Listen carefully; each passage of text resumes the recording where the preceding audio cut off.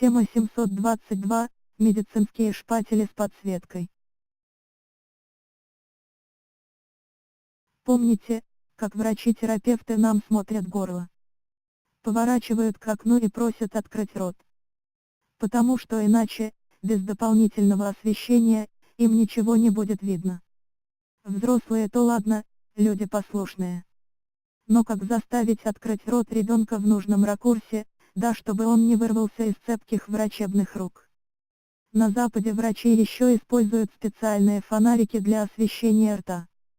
Но тогда обе руки у врача будут заняты и ребенок точно из его рук ускользнет. Хотя можно было бы, конечно, использовать какую-нибудь настольную лампу, налобный фонарик или медицинское зеркало, которое делало бы свое дело дополнительного освещения и не занимало руки врача, но, видимо, на Западе о таких приспособлениях не знают.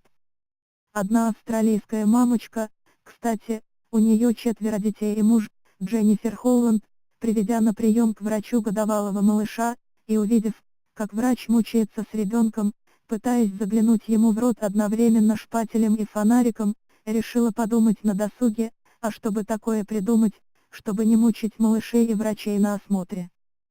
Порылась в интернете в поиске подходящих устройств, наверное, она наткнулась на световой меч джедая, и придумала свое устройство 2 в 1, светящийся шпатель, этакий световой меч джедая в миниатюре, и светится, и делает дело. Она и сделала свой первый прототип из пластика и LED. Фонарика, кстати, в статье «Световой планшет» речь идет о пластике, который очень хорошо пропускает свет, когда освещать его торец. Ее медицинский шпатель состоит из базы с батареей кнопкой, кнопка включает и выключает свет.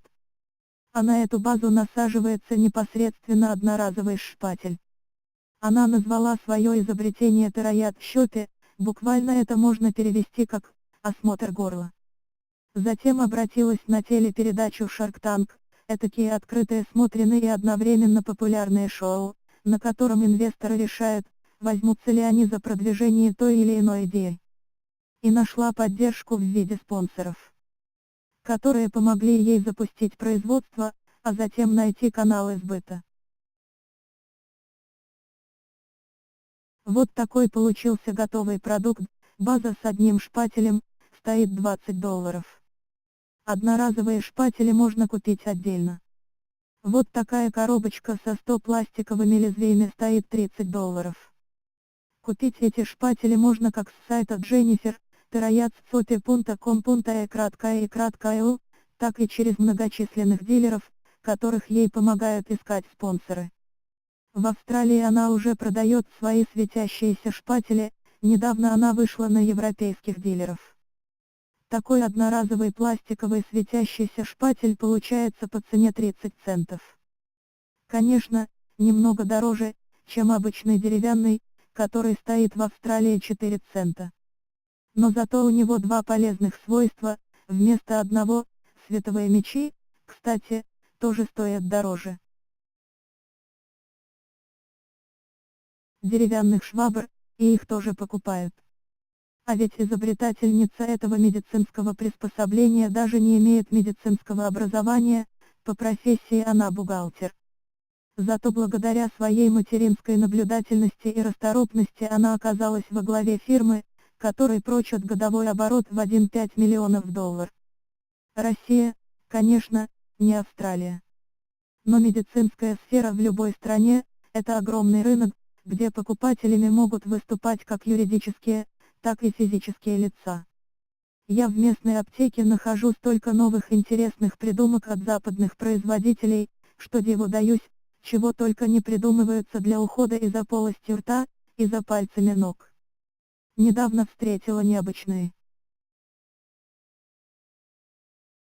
ершики для чистки пространства между зубами, вместо привычных нам деревянных зубочисток, а ведь это обычные ершики, которыми мы привыкли очищать внутренние стенки бутылок и бутылочек, только миниатюрные.